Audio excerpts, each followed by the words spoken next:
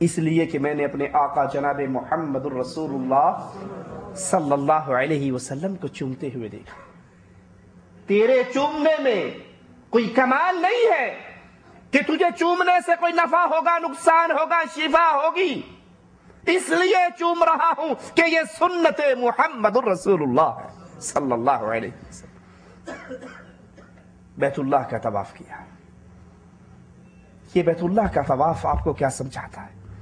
اس بیت اللہ کے طواف کا تقاضا کیا ہے؟ یہ بیت اللہ کا طواف آپ کو درس کیا دے رہا ہے؟ اے بیت اللہ کا طواف کرنے والے، جب تو نے حج کے اندر اللہ کے گھر کا طواف کیا، حجر اسود کو چوما، اب تیرے لیے سبق ہے کہ بیت اللہ کے علاوہ کسی اور جگہ کا طواف اللہ سے ثواب کی امید رکھتے ہوئے، عبادت کے طور پہ، نیکی کے ارادے سے نہیں کیا جا سکتا۔ بیت اللہ کا طواف آپ نے کیا، اور اب آپ جا کر کسی بابے کی قبر کا بھی طواف کر لے تو آپ کا یہ حج آپ کو فائدہ نہ دے گا۔ آپ نے حجر اسود کو چوما، اور حجر اسود کو چومنے کے بعد جب انڈیا گئے اجمیر والے بابا کے پاس، تو اس کے دربار کے شروع ہوتے ہی پہلے دہلیز کو چوم کر آگے بڑھے، تو اس حج نے آپ کو کیا سبق دیا؟ غور کیجئے۔ یہ چھوٹی چھوٹی باتیں ہیں، لیکن یہ ایمان اور عقیدے کا مسئلہ ہے۔ اگر اس پہ غور نہ کیا، ہو سکتا ہے یہ ہماری ساری عبادت ہمارے منہ پر مار دی جائے۔ بیت اللہ کا طواف کرنے کے بعد آپ زمزم پیتے ہیں، تبرک ہے نا، بوتلیں بھر بھر کے انڈیا پاکستان جاتی ہیں نا، اور یہ وہ پانی ہے کہ محمد الرسول اللہ صلی اللہ علیہ وسلم فرماتے ہیں ماء زمزم لما شرب لہ۔ زمزم پیتے ہوئے تم جو بھی اللہ سے مانگو گے اللہ تمہیں عطا کر دے گا۔ زمزم پیتے ہوئے تم جو دعا اللہ سے مانگو گے اللہ مالک تمہاری دعا کو قبول کر لے گا۔ اب آپ نے زمزم پیا اور اس کو بوتل بھر کے گھر بھی لے گئے، اور پھر جب انڈیا پاکستان میں کسی بابا جی کی قبر پر گئے تو وہاں سے بھی عرق گلاب کی بوتل بھر کے گھر لے آئے کہ بابا کی قبر کا عرق گلاب یہ دھون ہے، اس کے پینے سے سارے معاملہ ٹھیک ہو جائیں گے۔ تو اس حج نے آپ کو کیا دیا؟ اس حج سے آپ نے کیا سبق لیا؟ اس حج نے آپ کے اندر توڑ پھوڑ نہیں کی، انقلاب برپا نہیں کیا، آپ نے اس کو بطور عادت ادا کیا ہے، عبادت نہیں۔ اگر یہ بطور عبادت ادا کرتے تو ہر وہ عمل جو اب اللہ کی عبادت بن چکا ہے وہ کبھی غیر اللہ کے لیے ادا نہیں ہو سکتا۔ آپ نے حجر اسود کو چوما، بیت اللہ کا طواف کیا، زمزم کو پیا، صفا اور مروہ کے درمیان دوڑ لگائی، سعی کی، یہ تمام عبادت ہے۔ یہ اعمال آپ اور میں کرتے ہیں، اللہ ان اعمال کو قبول فرمائے۔ لیکن یاد کیجئے، صفا اور مروہ کے درمیان دوڑ لگانے والے مسلمان یہ دوڑ ہم کیوں لگا رہے ہیں؟ کہ اللہ کی ایک بندی اس جگہ پر دوڑی تھی اپنے بیٹے کے پیاس کا سامان کرنے کے لیے، اللہ کو اس کی ادا اتنی پسند آئی کہ رہتی دنیا تک اس کو دین بنا دیا۔ اور یہی عمل اگر ہم قبروں پہ جا کر کریں، بابا جی کی بیٹھک سے لے کر بابا جی کی قبر تک دوڑیں لگتی ہیں یا نہیں لگتی؟ پورا حج جو اللہ کی توحید کی ہمیں دعوت دیتا ہے، ہم نے اس پورے حج کے مقابلے پر، اس پورے حج کے طریقہ کار پر اپنے بزرگوں کی قبروں پر سارے وہی عمل کرنے شروع کر دیے۔ صفا مروہ کرنے کے بعد بال کٹوائے جاتے ہیں یا نہیں؟ رسول اللہ صلی اللہ علیہ وسلم نے دعا کی نا، 2 مرتبہ آپ نے دعا کی ان کے لیے جنہوں نے اپنے سر کو بالکل صاف کیا، اللہ ان پہ رحم فرما، اللہ ان پہ رحم فرما، اور 1 مرتبہ دعا کی اس کے لیے جس نے اپنے بالوں کو کینچی سے کاٹا۔ اب یہ عمل عبادت ہے یا نہیں؟ یہ بال کس کے لیے کٹوا رہے ہیں؟ اللہ کو راضی کرنے کے لیے۔ یہ تمام اعمال حج کے کیے جا رہے ہیں۔ کیا خیال ہے جب ہمارے علاقے میں بابا جی کا عرس لگتا ہے تو اس کے دربار پر آنے والے اپنے بچوں کی پورے سر کی ٹنڈ کروا کے ایک چٹیا چھوڑتے ہیں یا نہیں چھوڑتے؟ دیکھے ہیں آپ نے؟ میں غلط تو نہیں کہہ رہا؟ وہ لٹ شاہ دیکھا ہے نا، جس کی ایک لٹ لٹکی بھی ہوتی ہے، یہ کیا ہے؟ یہ بابا جی کے نام پر ہے۔ ہماری اولاد نہیں ہوتی تھی، ہم نے بابا جی سے آ کر دعا کی، ہماری اولاد ہو گئی۔ اس کے بعد اب ہر سال ہم اپنے بچے کو لاتے ہیں، وہ پورے بالوں کی ٹنڈ کر دیتا ہے، لیکن ایک چٹیا بابا کے نام پہ چھوڑ دیتے ہیں۔ یہ بال کٹوانا تو حج کے اندر اللہ کی عبادت میں سے ایک عمل تھا، وہی عمل ہم آج قبروں پر کر رہے ہیں۔ میری باتوں سے ناراض نہ ہوں، غور کیجئے، ٹھنڈے دل کے ساتھ سوچئے، کیا واقعی ہم اللہ کی عبادت والے ایک ایک کام کو اپنے باباؤں اور بزرگوں کے نام پہ نہیں کر رہے؟ آپ اس حج سے کیا سمجھ رہے ہیں، کیا سیکھ رہے ہیں؟ یہ پہلا سوال ہے۔ یہ حج آپ کو کیا دے رہا ہے؟ یہ پہلا سوال ہے۔ آپ نے صفا مروہ کر لیا، اب 8 تاریخ کو آپ مینا میں گئے،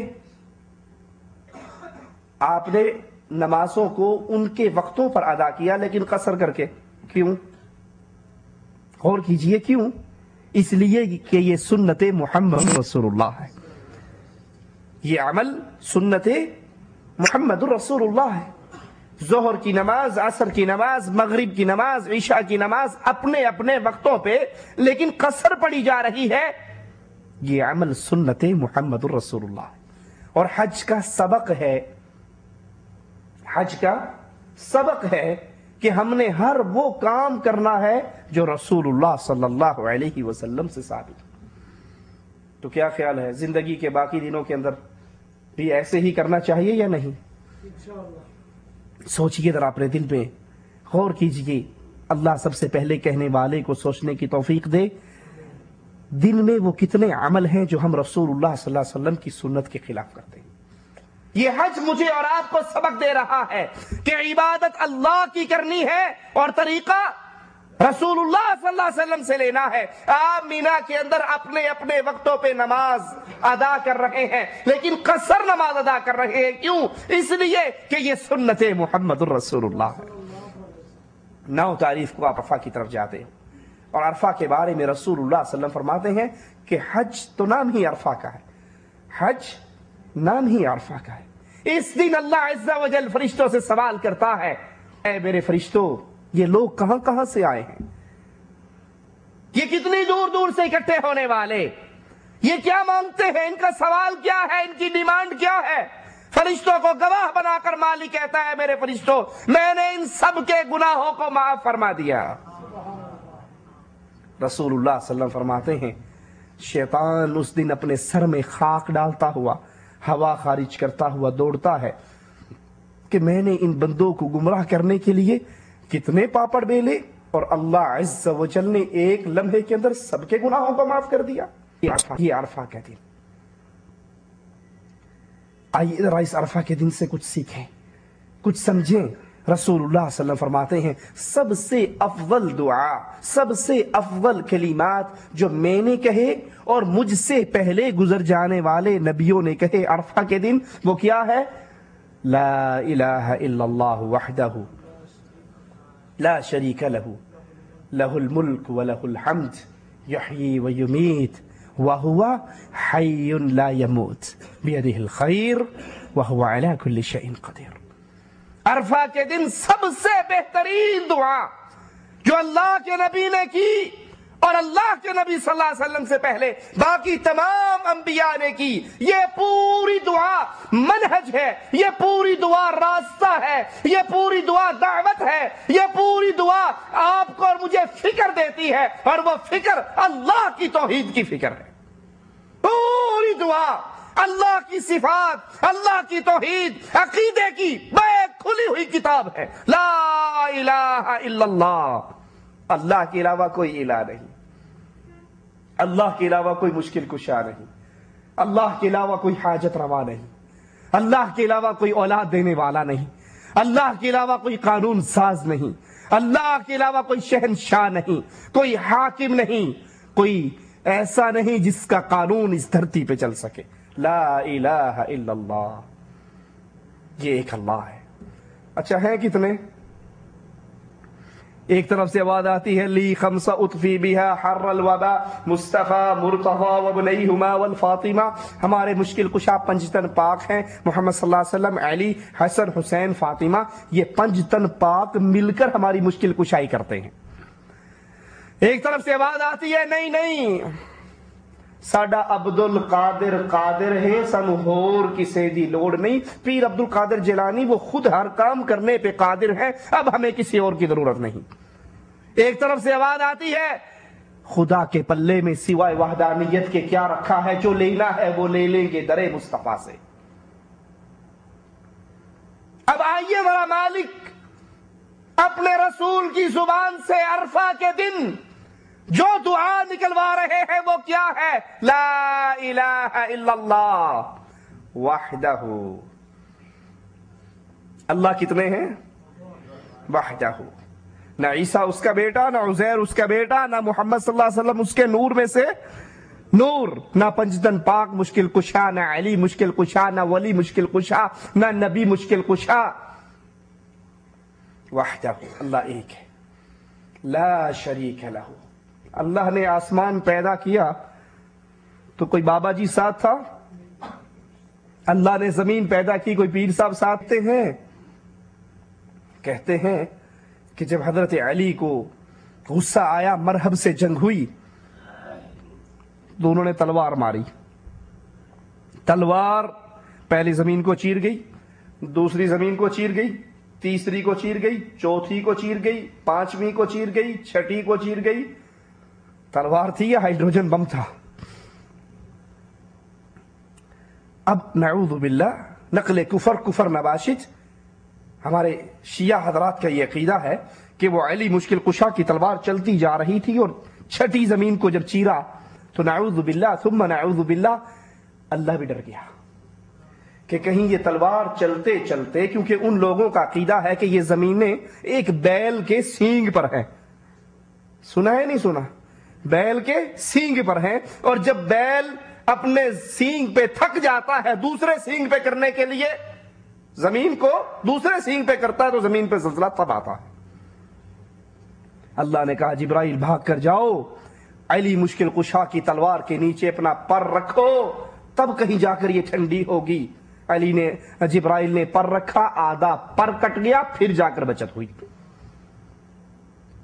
مالک کا تو اعلان ہے لا شریک لہ، نہ اللہ نے زمین پیدا جب کی تھی اس وقت بھی اس کا کوئی ساجی ساتھی شریک نہ تھا، آسمان بنایا کوئی شریک نہ تھا، جنت بنائی کوئی شریک نہ تھا، جہنم بنائی کوئی شریک نہ تھا، انسان، جن، حیوان، درخت، چرندے، پرندے، چرندے سب کو پیدا کیا، لا شریک لہ، نہ اس کی ذات میں شریک ہے، نہ اس کی صفات میں شریک ہے، نہ اس کی عبادت میں شریک ہے۔ یہ عرفے کے دن کا سبق یاد کیجئے، لا الہ الا اللہ وحدہ لا شریک لہ، لہ الملک۔ شہنشاہ کون ہے؟ حکومت کس کی ہے؟ جو چاہے قانون سازی کرے، جو چاہے قانون بنائے، یہ اختیار کس کو ہے؟ ہمارے ہاں بھی ہے نا، یہ پارلیمنٹ ہے، یہ دستور ساز اسمبلی ہے، دستور بناتی ہے، قانون بناتی ہے۔ ارے ظالموں، لہ الملک، قانون بنانا رب کے اختیار میں ہے، ہمارے ذمے تو اس پہ عمل کرنا ہے، ہمارے ذمے قانون بنانا، ہمارے ذمے تو اس پہ عمل کرنا ہے۔ قانون تو دستور قرآن و حدیث کی شکل میں مالک نے اتار دیا، اور اس کی ایسے نگرانی کی محمد الرسول اللہ صلی اللہ علیہ وسلم کہتے ہیں میں آج کے بعد شہد نہیں کھاؤں گا۔ پڑھا ہے یہ قصہ یا نہیں پڑھا؟ اللہ اکبر، میں آج کے بعد شہد، یہ کہا کہ شہد حرام ہو گیا تم بھی نہ کھانا، حرام تو نہیں کہا نا، اپنی ذات کے بارے میں کہا میں آئندہ نہیں کھاؤں گا۔ عرش والے کو یہ بھی برداشت نہ ہوا کہ یا ایھا النبی لم تحرم ما احل اللہ لک، اس چیز کو آپ حرام کرنے والے کون ہوتے ہیں جس کو اللہ نے حلال کیا ہے؟ آپ کون ہیں اس کو حرام کرنے والے جس کو اللہ نے حلال کیا ہے؟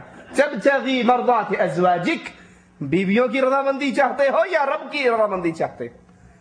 یہ اللہ ایسا شہنشاہ ہے، اس کا قانون ایسا عظیم ہے کہ اس میں تبدیلی کا اختیار عام انسانوں کو تو دور کی بات ہے، وقت کے نبی کو بھی نہیں ہوتا۔ مالک اعلان